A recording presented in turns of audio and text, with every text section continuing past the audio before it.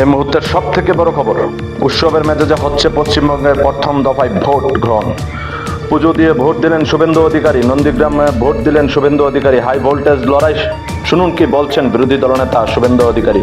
এই মুহূর্তে আপনাদের আবারও জানিয়ে রাখছি, এই মুহূর্তে সব থেকে বড় খবর, উৎসবের মেজাজে হচ্ছে পশ্চিমবঙ্গের প্রথম দফায় ভোট।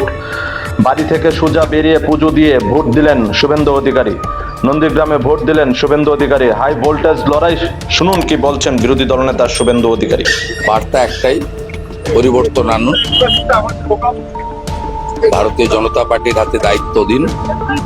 আর ফাইনালি শান্তিপূর্ণ ভোটের প্রার্থনা করব।